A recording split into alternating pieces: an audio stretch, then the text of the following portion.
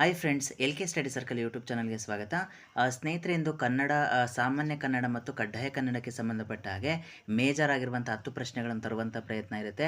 ಯಾರೇನು L K study circle YouTube channel subscribe ಮಾಡಿಲ್ಲ, ದಯವಿಟ್ಟು subscribe ಮಾಡಿ, ಶೇರ್ ಮಾಡಿ, ಲೈಕ್ ಮಾಡಿ ಅಂತ ಹೇಳ್ತಾ, ಕಡ್ಡಾಯ ಕನ್ನಡ ಮತ್ತು ಸಾಮಾನ್ಯ ಕನ್ನಡಕ್ಕೆ ಸಂಬಂಧಪಟ್ಟ ಹಾಗೆ ತುಂಬ ಇಂಪಾರ್ಟೆಂಟ್ ಆಗಿರ್ತಕ್ಕಂಥ ಪ್ರಶ್ನೆಗಳನ್ನು ತರುವಂಥ ಒಂದು ಪ್ರಯತ್ನ ಇರುತ್ತೆ ಸ್ನೇಹಿತರೆ.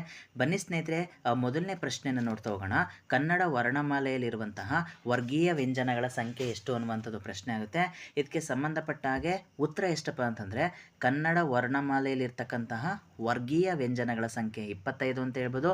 ಯಾವ್ದ್ಯಾವುದು ಅಂತ ಯಾವ್ದ್ಯಾವುದು ಅನ್ನುವಂಥದ್ದನ್ನ ನೋಡ್ತಾ ಹೋದಾಗ ಕ ವರ್ಗ, ಚ ವರ್ಗ, ಟ ವರ್ಗ, ತ ವರ್ಗ ಮತ್ತು ಪ ವರ್ಗ ಇಷ್ಟು ಒಟ್ಟಾರೆಯಾಗಿ ಕನ್ನಡ ವರ್ಣಮಾಲೆಯಲ್ಲಿ ವರ್ಗೀಯ ವ್ಯಂಜನಗಳು 25 ಅನ್ನುವಂಥದ್ದಾಗುತ್ತೆ.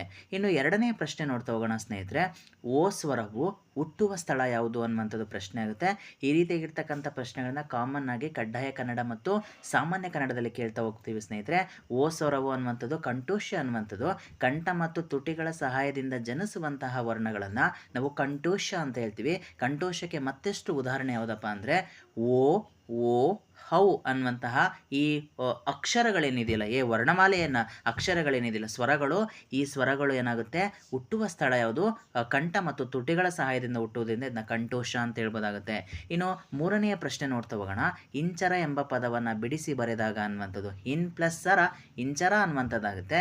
ಸೊ ಇಂಚರನ ಬಿಡಿಸಿ ಬರೆದಾಗ ಇನ್ ಪ್ಲಸ್ ಸರ ಅನ್ನುವಂಥದ್ದು ಇಂಚರ ಅನ್ನುವಂಥದ್ದಾಗುತ್ತೆ. ಸೊ ಇದು ಯಾವ ಸಂಧಿಗೆ ಒಂದು ಉತ್ತಮ ಉದಾಹರಣೆ ಅಂತಂದರೆ, ಇದು ಆದೇಶ ಸಂಧಿಗೆ ಉತ್ತಮ ಉದಾಹರಣೆ ಅಂತ ಹೇಳ್ಬೋದು. ಈ ಮುಖಾಂತರ ಸಕಾರಕ್ಕೆ ಚಕಾರ ಆದೇಶವಾಗಿ ಬಂದು ಸಂಧಿ ಆಗೋದಕ್ಕೆ, ಒಂದು ಅಕ್ಷರದ ಸ್ಥಾನದಲ್ಲಿ ಬೇರೊಂದು ಅಕ್ಷರ ಬಂದು ಕೂತ್ಕೊಳ್ಳೋದಕ್ಕೆ ಏನಂತ ಹೇಳ್ತೀವಿ, ಆದೇಶ ಸಂಧಿ ಅಂತ ಹೇಳ್ತಾ ಹೋಗ್ತೀವಿ ಸ್ನೇಹಿತರೆ. ಮಳೆ ಪ್ಲಸ್ ಕಾಲ ಮಳೆಗಾಲ ಅನ್ನುವಂಥದ್ದು ಕೂಡ ಆದೇಶ ಸಂಧಿ ಆಗ್ತದೆ.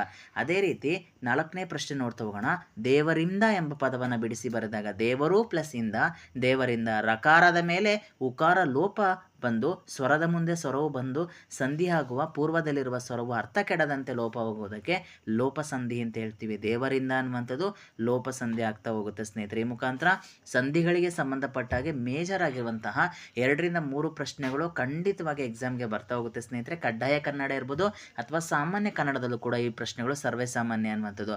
ಸ್ವರದ ಮುಂದೆ ಸ್ವರವು ಬಂದು ಕೆಲವು ಕಡೆಗಳಲ್ಲಿ ಸಂಧಿ ಕಾರ್ಯ ನೀಡುವುದಿಲ್ಲ ಎಂದರೆ ಅದನ್ನು ಏನಂತ ಹೇಳ್ತೀವಪ್ಪ ಅಂತಂದರೆ ಪ್ರಕೃತಿ ಭಾವ ಅಂತ ಹೇಳ್ಬೋದಾಗುತ್ತೆ. ಏನಿದು ಪ್ರಕೃತಿ ಭಾವ ಅಂತಂದರೆ, ಸ್ವರದ ಮುಂದೆ ಸ್ವರ ಬಂದಿರುತ್ತೆ ಬಟ್ ಸಂಧಿ ಕಾರ್ಯ ಆಗುವುದಿಲ್ಲ ಅನ್ನುವಂಥದ್ದಾಗುತ್ತೆ.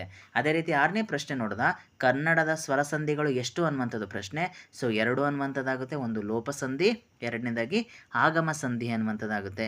ಇನ್ನು ಮುಂದಿನ ಪ್ರಶ್ನೆ ನೋಡಿ ಸ್ನೇಹಿತರೆ, 7ನೇ ಪ್ರಶ್ನೆ. ಗಿರೀಶ ಯಾವ ಸಂಧಿ ಅನ್ನುವಂಥದ್ದಾಗುತ್ತೆ. ಸೊ ಗಿರೀಶ ಸವರ್ಣ ದೀರ್ಘ ಸಂಧಿ ಅನ್ನುವಂಥದ್ದು. ಸೊ ಗಿರೀಶ ಪದವನ್ನು ಬಿಡಿಸಿ ಬರೆದಾಗ ಗಿರಿ ಪ್ಲಸ್ ಈಶ ಅನ್ನುವಂಥದ್ದು ಗಿರೀಶ. ಸವರ್ಣ ಸ್ವರಗಳು ಒಂದರ ಮುಂದೊಂದು ಬಂದಾಗ ಅವೆರಡರ ಸ್ಥಾನದಲ್ಲಿ ಅದೇ ಜಾತಿಯ ದೀರ್ಘ ಉಸಿರು ದೀರ್ಘ ಸ್ವರ ಆದೇಶವಾಗಿ ಬರೋದಕ್ಕೆ ಏನು ಹೇಳ್ತೀವಿ, ಸವರ್ಣ ದೀರ್ಘ ಸಂಧಿ ಅಂತಲೂ ಕೂಡ ಹೇಳ್ಬೋದಾಗುತ್ತೆ. ಮಹೇಶನು ಕೂಡ ಒಂದು ಎಕ್ಸಾಂಪಲ್ ಆಗುತ್ತೆ ಸವರ್ಣ ದೀರ್ಘ ಸಂಧಿಗೆ ಅನ್ನುವಂಥದ್ದು. ಅದೇ ರೀತಿ ಸ್ನೇಹಿತರೆ, ಮುಂದಿನ ಪ್ರಶ್ನೆ ನೋಡ್ತಾ ಹೋಗೋಣ. ವೆರಿ ಇಂಪಾರ್ಟೆಂಟ್ ಆಗುತ್ತೆ. ಚಿನ್ಮಯ ಎಂಬ ಪದವನ್ನು ಬಿಡಿಸಿ ಬರೆದಾಗ ಚಿನ್ ಪ್ಲಸ್ ಮಯ ಚಿನ್ಮಯ ಅನ್ನುವಂಥದ್ದಾಗುತ್ತೆ. ಕ ಚ ಟ ತಪ ವ್ಯಂಜನಗಳಿಗೆ ಕ್ರಮವಾಗಿ ನ್ಯಾಣ ನಮ್ಮ ವ್ಯಂಜನಗಳು ಆದೇಶವಾಗಿ ಬರೋದಕ್ಕೆ ಏನು ಹೇಳ್ತೀವಿ, ಸೊ ಇದು ಒಂದು ರೀತಿಯಾಗಿರ್ತಕ್ಕಂತಹ ಸಂಧಿ ಆಗ್ತದೆ ಸ್ನೇಹಿತರೆ. ಸೊ ಚಿನ್ಮಯ ಪದವನ್ನು ಬಿಡಿಸಿ ಬರೆದಾಗ ಚಿನ್ ಪ್ಲಸ್ ಮಯ ಚಿನ್ಮಯ ಅನ್ನುವಂಥದ್ದಾಗುತ್ತೆ. ಇನ್ನು ಅದೇ ರೀತಿ 9ನೇ ಪ್ರಶ್ನೆ. ಬಿಳುಪು ಭಾವನಾಮ ಅಂತ ಹೇಳ್ಬೋದಾಗುತ್ತೆ. ಈ ಮುಖಾಂತರ ವಸ್ತುಗಳ ಮತ್ತು ಕ್ರಿಯೆಯ ಭಾವನೆಯನ್ನು ತಿಳಿಸುವಂತಹ ಶಬ್ದಗಳಿಗೆ ಭಾವನಾಮ ಅಂತ ಹೇಳ್ಬೋದಾಗುತ್ತೆ ಸ್ನೇಹಿತರೆ. ಬಿಳುಪು ಮತ್ತು ಕಪ್ಪು ಇರಿಮೆ ಅನ್ನುವಂಥದ್ದಾಗುತ್ತೆ. ಇನ್ನು ಅದೇ ರೀತಿ ಮುಂದಿನ ಪ್ರಶ್ನೆ ನೋಡ್ತಾ ಹೋಗೋಣ. 10ನೇ ಪ್ರಶ್ನೆ. ತಾನು ತಾವು ಎಂಬುದು ಯಾವ ಸರ್ವನಾಮ ಅನ್ನುವಂಥದ್ದಾಗುತ್ತೆ. ಸೊ ತಾನು ತಾವು ಎಂಬುವಂತಹದ್ದು ಯಾವ ಸರ್ವನಾಮಕ್ಕೆ ಒಂದು ಉತ್ತಮ ಉದಾಹರಣೆಪ್ಪ ಅಂತಂದರೆ, ಸೊ ತಾನು ತಾವು ಅನ್ನುವಂಥದ್ದು ಆತ್ಮಾರ್ಥಕ ಸರ್ವನಾಮಕ್ಕೆ ಒಂದು ಉತ್ತಮ ಉದಾಹರಣೆ ಅಂತ ಹೇಳ್ಬೋದಾಗುತ್ತೆ ಸ್ನೇಹಿತರೆ. ಸೊ ಯಾರಿನ್ನೂ L K study circle YouTube channel subscribe ಮಾಡಿಲ್ಲ, ದಯವಿಟ್ಟು ಸಬ್ಸ್ಕ್ರೈಬ್ ಮಾಡಿ, ಶೇರ್ ಮಾಡಿ, ಲೈಕ್ ಮಾಡಿ. Thank you so much.